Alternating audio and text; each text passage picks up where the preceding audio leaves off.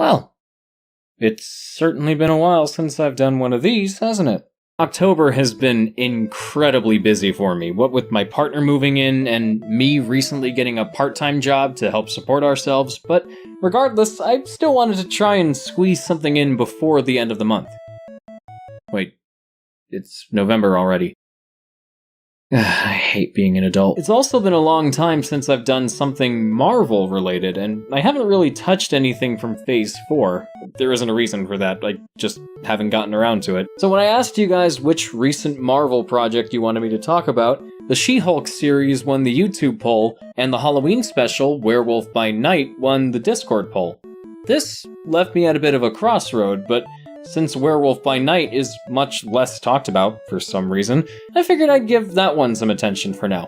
Like every other Marvel property that doesn't have anything to do with Spider-Man, I wasn't familiar with the original comics that the special is based on, but what initially piqued my interest was the fact that Michael Giacchino, who's pretty much responsible for all my favorite movie scores from the past 15 years, was directing it. Then when I saw the first trailer, I realized it was going to be an homage to classic monster movies from the 30s and 40s, which I've always been extremely fascinated by. I'm aware that Phase 4 of the MCU has been very hit and miss for a lot of people, and I can't act like I don't understand why, but man, if you've been waiting for a Marvel movie or show that takes itself more seriously compared to the lighthearted nature of most other MCU projects, this is going to be right up your alley. Werewolf by Night focuses on a group of hunters previously led by someone named Ulysses Bloodstone. Isn't that a great name? After his death, the remaining hunters compete to kill a mysterious creature and see which of them will carry the Bloodstone family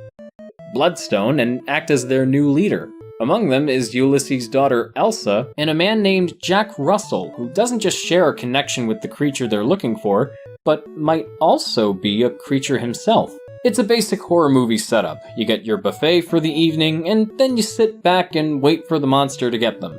But there's a pretty fun twist in that the real beast posing a threat to the hunters is actually one of their own, hiding in plain sight until they see him for who he really is. And as a true send-up to the golden age of horror films, the creatures are done practically. Obviously a few digital enhancements were needed here and there, but they still use costumes, makeup, and prosthetics to bring the werewolf and Man-Thing, or Ted as they call him, to life. Even the scene where Jack becomes the werewolf, while the strobe lights went off, on set they would swap out body doubles in different costumes in between the flashes to show each stage of the transformation. Michael Giacchino apparently had always wanted to be a filmmaker, even before getting into music, and he's still one of the best composers working in film today. He also did the music for this special, and it's just so good. But now that I got a sense of his directing style, I'd love to see him tackle feature films in the future. He definitely brings a great sense of atmosphere to this special. Werewolf by Night is probably the darkest, gloomiest, most gothic piece of media Marvel Studios has ever put out. There's this sense of dread that's constant throughout the whole thing. And there are a few moments of humor every now and then, some of which admittedly don't mesh well with the tone of this special. But I was also really taken aback at just how gruesome this special could be. I knew going in that pretty much everyone aside from the leads weren't gonna make it to the end, but the way certain characters get killed off is surprisingly pretty graphic. And oh boy, it's just chef's kiss. Beautiful. I also love how this special could easily fit into the greater Marvel Cinematic Universe, but you can still take it as its own thing. Remember those short films Marvel used to make back in the early 2010s? Like Item 47 and A Funny Thing Happened on the Way to Thor's Hammer? That's what Werewolf by Night is like.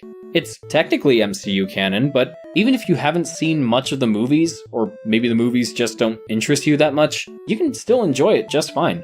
I'm sure we're going to see Jack and or Elsa again sometime in the future as part of like a Midnight Suns crossover or something, and I wouldn't mind seeing more of them, but I also wouldn't mind if they kept this loosely connected to the MCU and didn't have to worry about tying it in with other movies and shows. I can't really think of anything inherently wrong with this special because for what it sets out to do, it does it very well. But if I had to nitpick just a smidge, I kinda wish it was a little bit longer. Not like movie length, but maybe they could have added 10 or 15 minutes to the runtime, just so we could take in more of the atmosphere and Maybe they could have used the extra time to go deeper into Jack's relationship with Ted, or Elsa's relationship with her family. The geeky cinephile inside me also wishes they'd added a few more layers of authenticity to get that classic Hammer horror feel down closer. Like they could have presented the special in a 4:3 aspect ratio and used some more old-fashioned cinematography, with less shaky cam and more still shots and slow pans and stuff. But they were clearly going for a mix of old and new filmmaking techniques, and it still really pays off. Werewolf by Night is spooky, scary, deliciously violent, and makes for a refreshing new staple of Halloween and a fun new entry in the MCU. I find it odd, though, how people criticize recent Marvel projects for being too light and not taking themselves seriously enough, and yet when something like this comes along, it doesn't get nearly as much attention. Is it just a case of too little, too late? Are people just completely done with Phase 4 at this point? I don't know. I mean, I certainly didn't love everything Marvel had to offer in the past 2 years. Eternals was a bit of a bloated mess, and Black Widow and Thor Love and Thunder were just okay in my opinion. But while I can't completely defend everything about Marvel Studios, like the VFX artist situation, people who do this for a living deserve more credit and respect! when it comes to the actual movies and Disney Plus series, I think most of the criticism has been just a little too harsh, but that's a discussion for another time. Bottom line, I thought Werewolf by Night was great, and though Halloween may be over, you should still check it out. And if you want to know what I thought of She-Hulk, I thought that was great too. I don't care what anybody says, I'm not gonna let the internet tell me I shouldn't like the things that I enjoy. Seriously, people, just don't be dicks. I mean, come on, it was a good show! Man, I must have gotten so used to making videos that went over 30 minutes long that I forgot how weird it is for me to record voiceover that's less than an hour. But there we go. Thanks for watching, and as always, I'd like to give a special shout out to my superstar supporters, Red Rack, Henry Newman, Rachel Rodriguez, and Jake Winans. And while we're talking about Phase 4, I actually started working on a quick review of WandaVision like over a year ago, just when that series ended. I never finished it, but I still have all the files on my computer, so I think what I'm going to do is I might actually finish working on that video and release it as like an exclusive to my Patreon supporters and YouTube members, mostly because it doesn't really make a lot of sense to me anyway to release a WandaVision video now, since the series has long been over by this point. So hopefully that might be interesting to some of you. And I've gotten people asking if I was going to make a video on Spider-Man No Way Home, and I really want to make a video about it. It's just that not only has my personal life gotten really crazy over the past couple of months, but I also have a lot of other videos lined up that I want to get to.